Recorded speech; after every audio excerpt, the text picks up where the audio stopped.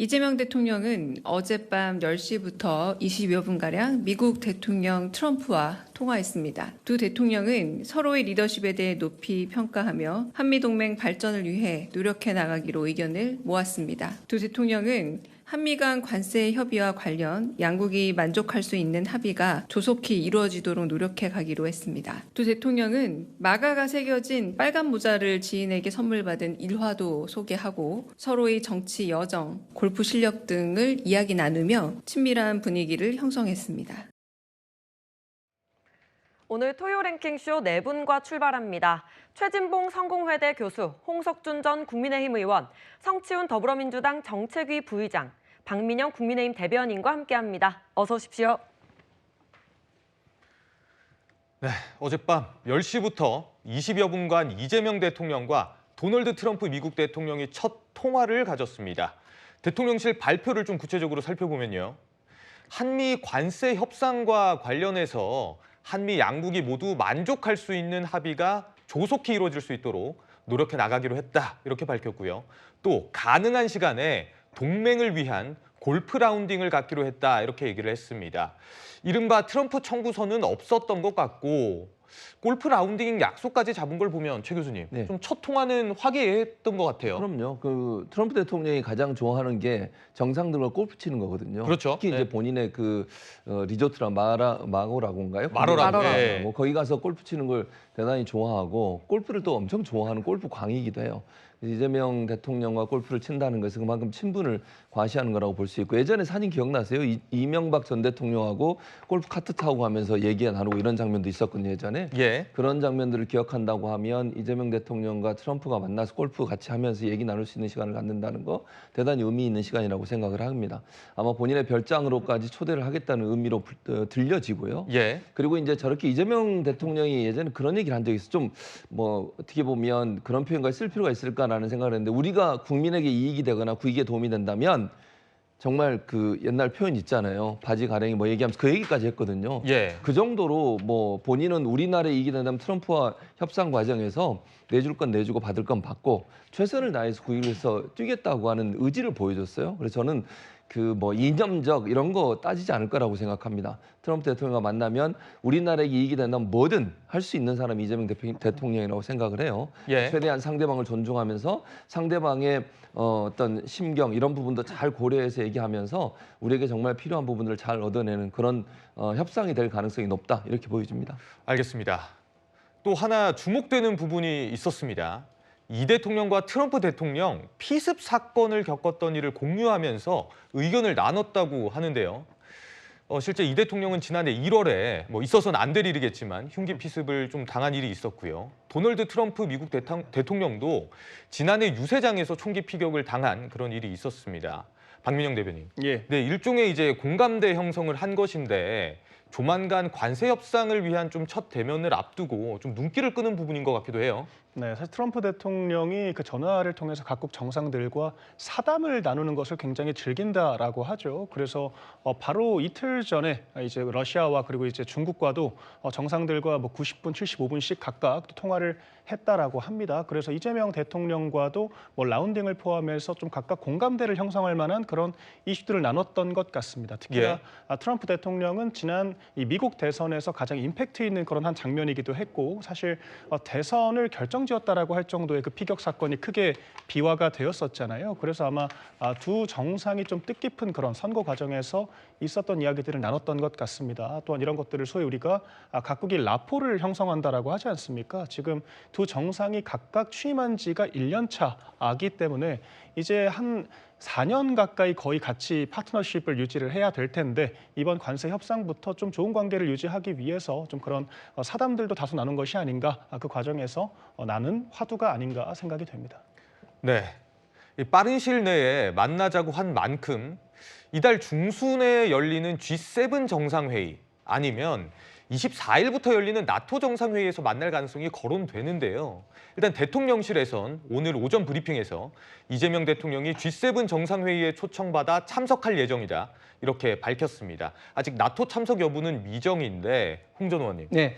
정상회담 시점은 좀 언제가 될 거라고 보십니까? 일단 G7이 좀 유력해 보이는데요. 예, 강희중 대변인 G7 참석을 하겠다고 이야기를 했지 않습니까? G7은 잘 아신 것처럼 미국, 일본, 영국을 비롯해서 자유 선진국의 대표적인 선진국 클럽인데 어느 순간 개최국이 의장국으로서 초청을 할 수가 있습니다. 거기에 우리 대한민국도 단골로 몇 년 전부터 지금 초청받고 있는데 이번에는 의장국이 이제 캐나다이기 때문에 캐나다 총리가 우리 대한민국과 호주 총리를 초청했다고 합니다. 예. 그래서 아마 국제 정상 무대 대비 무대가 G7이 될 것 같은데 결국 이제 다자 회담이 중요한 것은 양자 회담보다는 훨씬 더 한 장소에서 효율적으로 많은 정상들과 이제 이야기를 하고 또 관련된 국가 현안에 대해서 이제 회의를 할 수 있기 때문에 굉장히 좀 중요한 자리라고 볼 수가 있죠. 그리고 G7 회담이 굉장히 중요한 게 아직까지도 미국을 비롯해서 전통 우방 국가에서는 우리 그 이재명 대통령에 대해서 의구심을 굉장히 많이 갖고 있습니다. 지금 이제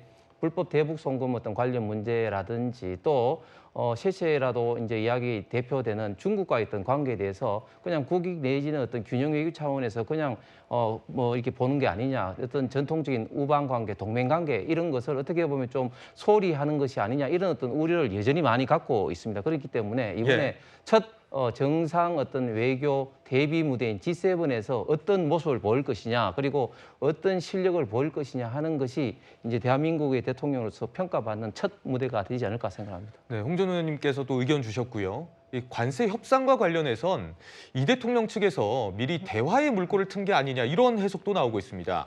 외교 안보 특보로 유력하게 거론되고 있는 김현종 전 통상교섭본부장이 지난달에 이 대통령 외교안보보좌관 자격으로 미 백악관을 찾았었죠. 그 모습 보고 오겠습니다.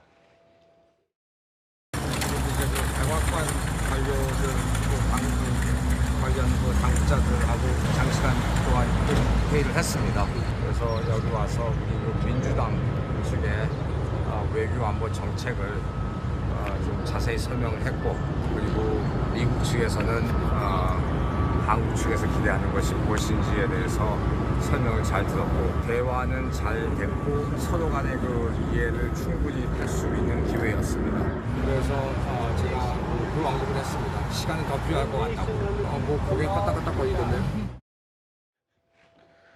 네, 관세 협상 유예 시한 다음 달 8일까지입니다. 그러니까 유예 시한을 한 번 더 연장시키거나 아니면 그전까지 유의미한 협상 성과가 나올 것이냐 이게 주목이 되는데 성춘 부의장, 지금 이재명 정부에서는 이 관세 협상과 관련해서 좀 어떤 전략으로 임하고 있습니까? 일단 연장될지 아니면 그 이전에 뭐가 나올지 정해진 건 없습니다만 확실한 건 이재명 대통령이 후보 시절부터 관세 협상은 서두를 필요가 없다라는 원칙을 말한 적이 있고요. 그리고 그 미국과의 관계에 있어서는 한미 동맹 관계는 강화, 발전시켜 가겠다는 의지를 계속해서 거듭 표명했습니다. 그렇기 때문에 아까 다른 패널께서 말씀해주신 이재명 대통령이 갖고 있는 이 미국에 대한 인식 이런 것들, 뭐 대북관 아니면 대중국관 이런 것들을 우려하는 시선이 많다. 이런 것들은 사실 이재명 대통령이 계속해서 반복해서 한미 동맹의 중요성과 강화 필요성을 어필해왔기 때문에 미국에서도 그런 우려의 목소리가 일부 나올 수는 있어도 진정성 있게 그런 것들을 뭐 왜곡하거나 오해할 일은 전혀 없다고 생각합니다. 그리고 관세 협상 부분에 있어서도 지금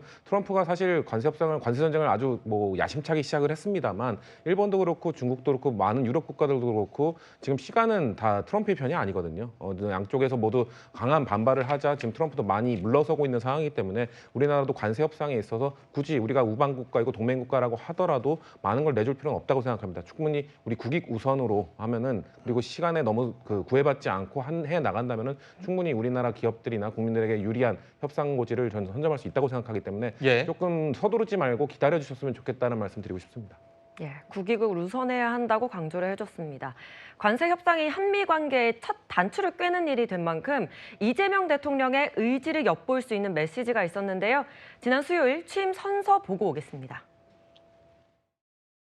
국익 중심의 실용 외교를 통해 글로벌 경제 안보 환경 대전환의 위기를 국익 극대화의 기회로 만들겠습니다.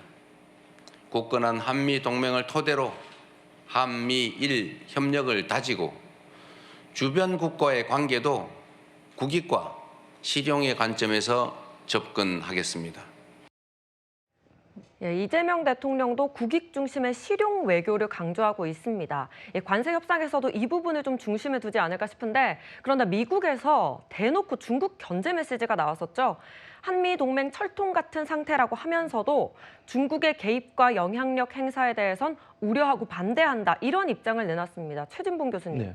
이 중국과의 관계 설정이 좀 핵심이 될 것 같은데요. 근데 저는 이렇게 생각해요. 그러니까 우리가 중국과의 관계를 한미 동맹은 가장 우선적으로 가져야 되는 동맹이라고 생각하고 이재명 대통령도 동일한 생각을 갖고 있다고 저는 믿습니다. 예. 다만 그렇다고 해서 그럼 중국과 우리가 완전히 척을 지어야 돼요. 그건 아니라고 생각해요.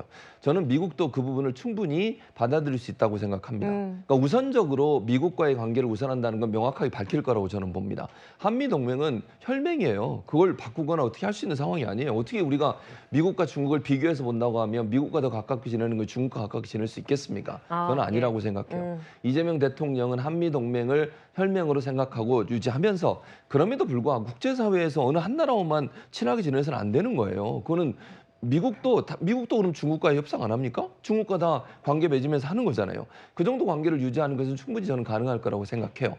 만약 이제 뭐 일부 우리나라 언론이나 이런 데서 보도한 내용 때문에 미국에서 우려를 갖고 있다면 저는 예. 이재명 대통령의 협상을 통해서 그런 부분을 불식시킬 거라고 생각해요. 우리는 미국과 우선주의다. 다만 중국이나 일본과의 관계도 잘 형성을 해서 한반도가 전략적 요충지로서 미국과의 협력 관계를 통해서 안보적 측면에서 도움을 줄 수 있다는 부분을 설득해야 될 거라고 생각합니다. 네. 그러니까 우선순위는 미국이고요. 중국도 함께 하지만 그것이 완전히 미국이 일변도로 갈 수는 없다는 상황에 대해서 설명하면 저는 미국도 충분히 이해할 거라고 생각해요. 말씀드린 것처럼 미국도 중국과의 관계를 끊어버리면 경제에 엄청난 타격을 입게 됩니다. 예. 그런 부분들을 고려한다고 하면 크게 문제될 사안이 아니라고 생각합니다. 예.